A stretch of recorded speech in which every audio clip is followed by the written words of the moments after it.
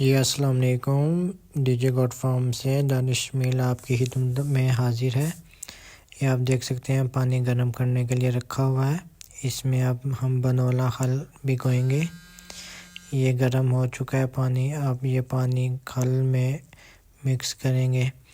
5 minute اس کو ٹھنڈا ہونے دیں گے، خل پھول جائے گی۔ اس کے بعد ہم اس میں منرل مکسچر اور منرلز پاؤڈر ایڈ، جیسا کہ آپ کو نظر آ رہا ہے، انمول منرل مکسچر کی 2 چمچ اور 2 چمچ منرلز پاؤڈر بایو منرلز کی ہم ڈالیں گے۔ یہ ایک باؤل میں لے لیا۔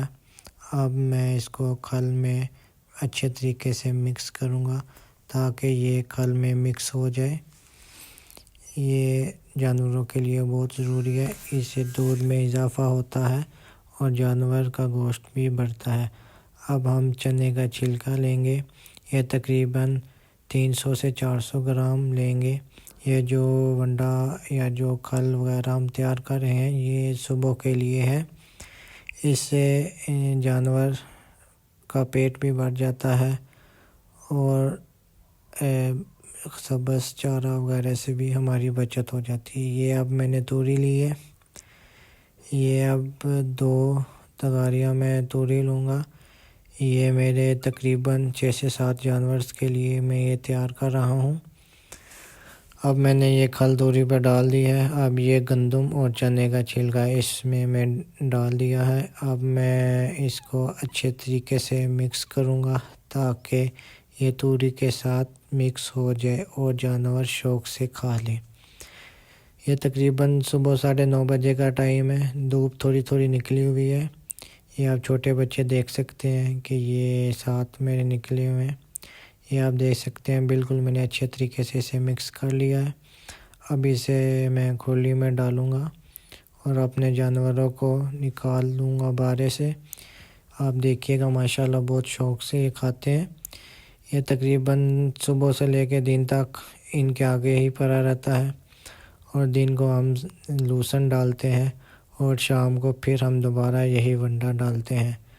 یہ آپ میری ایک بکری دیکھ سکتے ہیں، یہ 2 دن سے بیمار ہے، اسی لیے یہ آپ کو کمزور نظر آ رہی ہے، لیکن ابھی اللہ پاک کا شکر ہے یہ بہتر ہو چکی ہے۔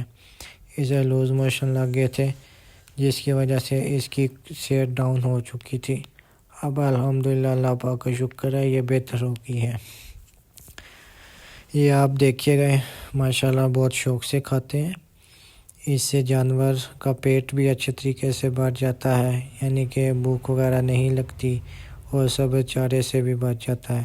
سبز چارے کے بہت سے نقصان ہیں، اسی لیے ہم کوشش کرتے ہیں کہ اپنے جانور کو جتنا خشک ہو سکے اتنا ہم ڈالیں۔ یہ ونڈے سے جانور کا دودھ بھی بڑھے گا اور جانور صحت مند بھی رہے گا اور سردی سے بھی محفوظ رہے گا، کیونکہ یہ جو ہم کھل ڈال رہے ہیں یہ ہم گرم پانی میں ڈال رہے ہیں، جس کی وجہ سے جانور بہت شوق سے کھاتا ہے۔ تو یہ آپ دیکھ سکتے ہیں کہ کس طرح جانور کھا رہے ہیں۔ تو یہی ہماری روٹین ہے صبح کی، اور دوپہر کو ہم لوسن ڈالتے ہیں، اس کے بعد شام کو پھر ہم دوبارہ یہی ونڈا وغیرہ اپنے جانوروں کو ڈالتے ہیں۔ جانور بہت ہی مزے سے کھاتے ہیں۔ یہ آپ دیکھ سکتے ہیں ماشاءاللہ سے کتنے سکون سے کھا رہے ہیں۔